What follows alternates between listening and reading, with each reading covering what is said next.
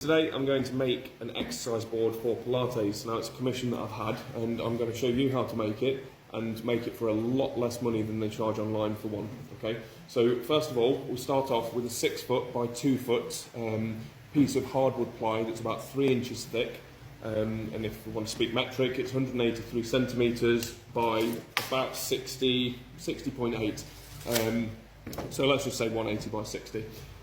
So first things first, we need to get everything for it. So there are springs that you can get for it. Now you can buy them online. I don't have them here, they're actually where I'm going to install it.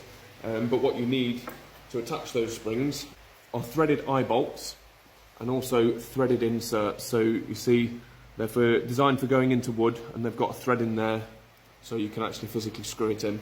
Okay?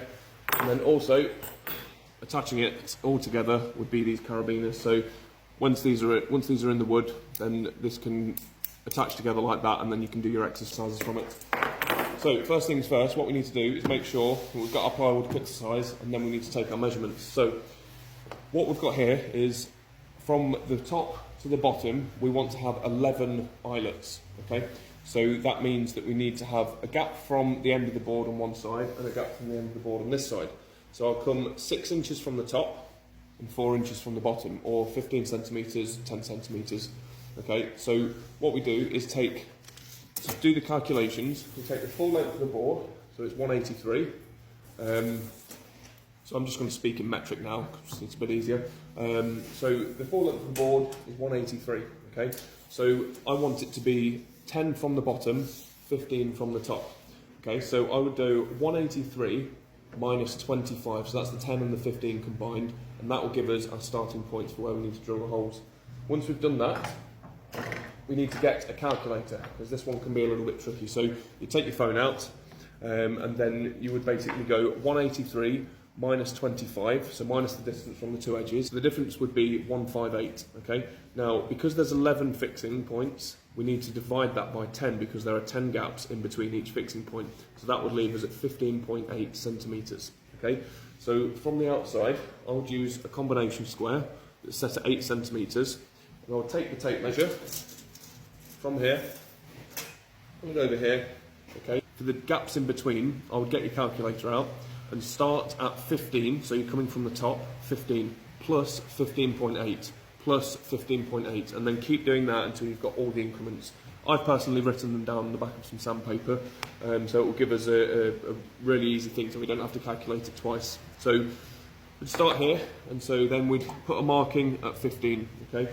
So I'll come back a little bit just to show you. Once you've got the one point of your combination square on there, just draw a little line on the corner of the combination square, so you've got the point where you need it. So once you've done that, you'll have a measurement at 15, 30.8, 46.6, 62.4, etc. And then that will be all perfectly spaced apart. So you do that from here, 8 centimetres in from the side, and then you do it the same again from the other side. And once that's done, I would take a centre punch, okay? So I've actually, before I made this video, I did it from the other side. So everything's marked out. So you probably can't see the markings here, but I've marked out in increments and they're all spaced out. So then I would take a centre punch like this, and then at every point, then you would knock down with your centre punch. So you can see here, we've got the markings and we've got the indentations for drilling the holes, okay? So for these, we're using an M8 thread, okay? So we want to drill a hole in the plywood that's the same diameter as this part here. So I'll take my 10mm Forstner, and that is the exact same size. So I'm going to drill all of these out with the 10mm Forstner. So now I've got a Forstner in here. What we need to do is use a little bit of masking tape, and we want to set a flag around the drill bit. So we don't want to go all the way through the plywood.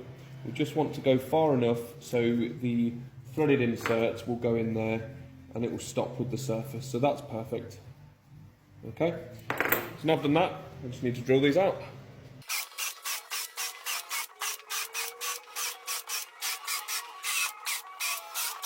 So now I've got all the holes drilled, we need to put the threaded inserts into the wood.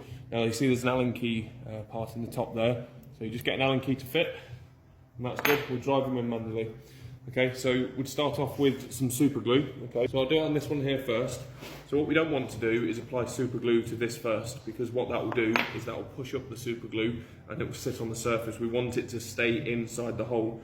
So we just simply put super glue around in a circle like this, just so there's enough to hold it there.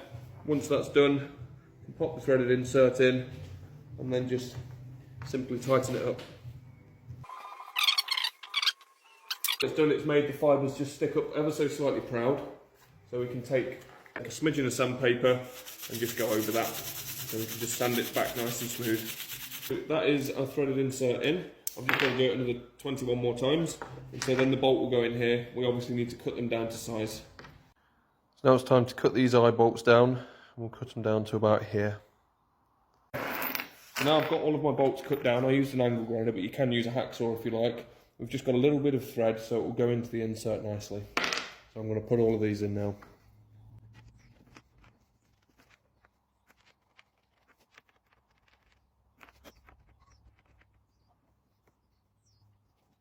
Okay, now all the eye bolts are in. What I'm going to do is I'm going to make sure that the whole surface is nice and smooth, and I'm also going to soften the corners off by using a hand plane or a piece of sandpaper if you don't have one. I'm just going to make it a bit softer so there's no sharp corners. Now I've softened the corners with a hand plane. What I'm going to do is pass over it with a little bit of sandpaper just to sand the end grain of the plywood, make sure it's all nice and smooth and take away all of those sharp splintery edges. So what I've done for fixing this is basically this is going into a stud wall, which means I've had to locate the studs and then drill the holes accordingly, and I'll just make that consistent on either side all the way down. If you're fixing it to a brick wall, for example, then you need to put plugs and screws in there. Yeah, this will be the installation, and we're just going to get it in, get it level, and then yeah, be good to go.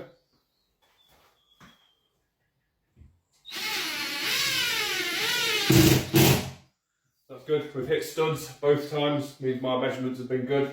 So I'm going to put 2 fixings at the top, 2 here, and 2 at the bottom, then it'll be really nice and strong, and then we'll get the springs put on it. So there we go, got the exercise board done. It's this is for one of my customers. They've got their own little private Pilates studio. I could potentially be making more for a local Pilates studio as well. But yeah, the principle is, have a workout. Oh, isn't that lovely? Not going to come off the wall anytime soon, that's for sure.